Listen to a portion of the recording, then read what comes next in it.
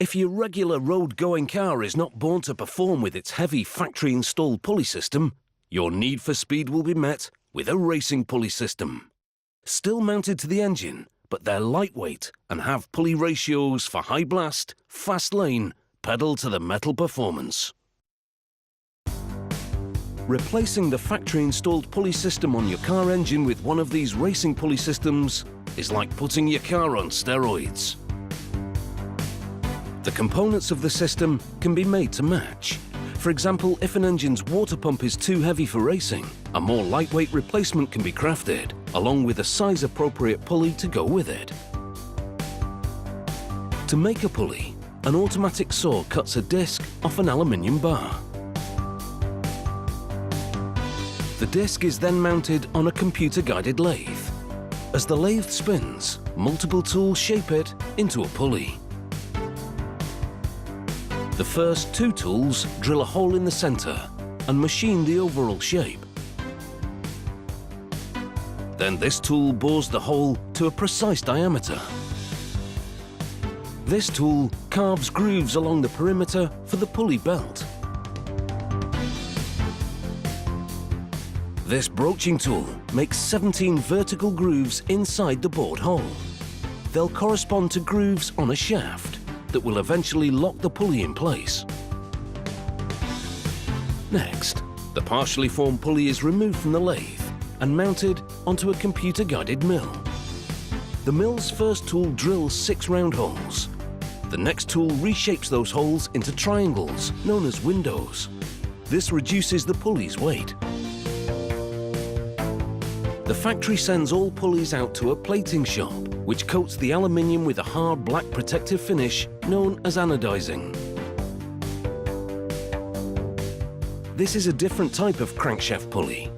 To make it, the automated saw first cuts a disc from a smaller aluminium bar before it's mounted onto a computer-guided lathe. After the first tool evens out the surface, this tool drills a hole through the center.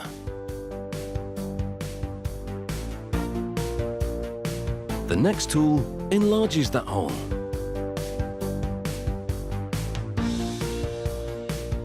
A female pattern is then cut inside the hole. It has grooves to receive corresponding protruding areas of a male pattern.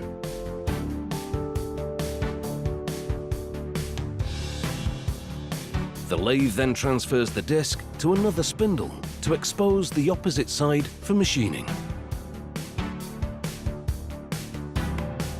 The first tool shapes the back.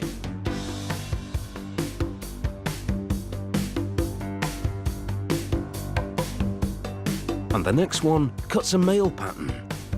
With a female pattern on one side and a male on the other, multiple pulleys can be stacked and interlocked to accurately align the system. The final tool cuts straight teeth for a square tooth belt. When an original engine component is replaced with a new, smaller and lighter one suitable for racing, the factory must make a smaller, lighter bracket to mount that component to the engine. So, a computer-guided mill shapes a rectangular piece of aluminium.